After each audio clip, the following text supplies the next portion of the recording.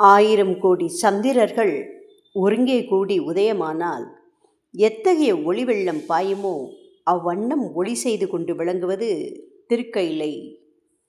இத்தகைய திருமலையின் உச்சியில் நவரத்ன மணிகளின் நல்லொளி வீசிக்கொண்டு பொன்னெடுநல் கோவில் ஒன்று பொலிவுற்றிருந்தது.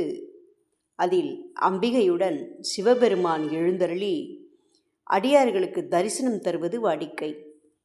இவ்வாறான வேளையில் ஈசனை தொழுது, சுவாமி, அண்டமே உங்களை தொழுது பணிந்து செல்லும் வேளையில் தேவரீரை அவமதித்த தக்ஷனுடைய மகள் என்னும் பொருள்படும் தாக்ஷாயினி என்ற பெயரை நான் சுமக்க வேதனைப்படுகின்றேன். அவனால் வளர்த்த இந்த உடம்பையும் அவனுடைய மகள் என்ற பெயரையும் இனியும் ஏற்க மாட்டேன். அந்த இழிவை போக்க திருவருள் புரிதல் வேண்டும் என வேண்டினாள் அம்பிகை. இறைவன் புன்முறுவல் பூத்து, தேவி, உன் எண்ணம் நான் அறிவேன். பெண் குலம் உய்யும் பொருட்டு இங்கனம் நினைத்தது பெருமைக்குரியதே. மலையசனாகிய இமவான் உன்னை மகளாக பெற எமை நோக்கி பெருந்தவம் புரிகின்றான். அவன் விருப்பம் நிறைவேறுமாறு உனது வேண்டுகோளுக்கிணங்க நீயே அவனுக்கு மகளாகச் சென்று வளர்ந்து வா. பின்னர் உனது 5வது ஆண்டில் நம்மை நோக்கி நற்றவம் செய். அந்நாளில் கணங்களோடு நாம் வந்து உன்னை நாம் திருமணம் செய்து திருவருள் புரிவோம், செல்லுக என்று அருளி செய்தார். ஈசனிடம் விடைபெற்று உமாதேவியாரும் வெள்ளி மலையிலிருந்து வெளியேறி இமயமலை சென்றார். கீழ்திசை கடலும் மேற்றிசை கடலும் சேராவண்ணம் தடை செய்து நிற்பது போன்று வானுயர்ந்து எழில் காட்டிக் கொண்டிருந்தது இமயமலை. அங்கே பத்பை என்னும் பொய்கையில் இமவான் உமாதேவியை தனக்கு மகளாக தரவும் பின் அரணாருக்கு தாரை வார்க்கவும் வேண்டி கடும் தவத்தில் நின்றிருந்தான். அனைத்து உயிர்களுக்கும் தாயான எம்பிராட்டி இப்பொழுது அந்த பொய்கையில் ஒரு தாமரை மலரில் பசும் குழந்தையாக வீற்றிருந்தனள்.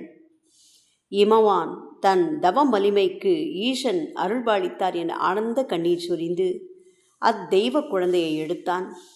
அம்பிகையை தொழுது மார்பில் தாங்கிக் கொண்டு தன் மாளிகை திரும்பி தன் தர்ம பத்தினியாகிய மேனையிடம் கொடுத்தான். உலகை ரட்சிக்கும் ஈசனால் வழங்கப்பெற்ற தெய்வ குழந்தையை மேனை தொழுது வாங்கி உச்சி மோந்து மார்போடு அணைத்தாள். பர்வதராஜனுக்கு மகளாக வந்ததால் பார்வதி என்று பெயர் சூட்டினர். சீரோடும் சிறப்போடும் வளர்த்தனர். பாலகி பார்வதிக்கு 5 வயதாயிற்று. எம்பெருமானின் கட்டளையை நினைவு கூர்ந்து இமவானை நோக்கி, தந்தையே, நான் கைலைமலை பெருமானை மனம் புரியும் பொருட்டு அப்பெருமானை குறித்து தவம் செய்வேன். அதற்கென இம்மலையில் ஒரு தவச்சாலையை நிர்மாணிக்கவும் என வேண்டி நின்றாள். இமவானுக்கோ அதிர்ச்சி. அம்மா, தவம் என்பது சாமானிய காரியமன்று. உடலை வருத்தி திட ஞானத்துடன் செய்தல் வேண்டும். அதற்கான பக்குவமும் பருவமும் நீ அடையவில்லை. எனவே அந்த எண்ணத்தை தவிர்ப்பதுதான் நல்லதம்மா என்றான். பார்வதியோ, நான் உங்களிடம் உரைத்தது கூட அவரது திருவருள்தானே. நம்மை காப்பது கூட அப்பெருமானின் அருளாட்சியால் தானே.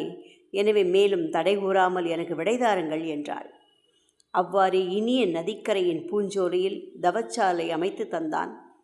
அநேக கன்னியரை காவலுக்கு அமர்த்தி விஜயை என்ற பாங்கி பணிவிடை புரிய பார்வதி பரமனை மனமொழி மெய்களால் வழிபாடு செய்து அருந்தவத்தை மேற்கொள்ளலானாள். இந்த வேளையில் அசுரர் குலத் தலைவனாம் சூரபத்மன் 1008 அண்டங்களையும் அரசு செலுத்தி ஒப்பாரும் மிக்காரும் இன்றி செருக்குற்று அலையலானான்.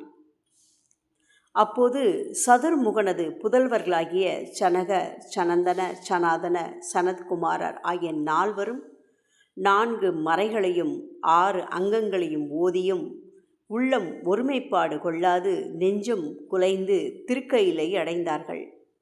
இறைவனிடம் முறையிட்டார்கள். தேவதேவா, உள்ளம் ஒடுங்கி மனம் சாந்தி பெறாமல் அறியாமை அகற்றி மெய்யுணர்வு அடைந்தோமில்லை. எனவே நல்லருள் புரிந்தருள வேண்டும் என விண்ணப்பித்தார்கள்.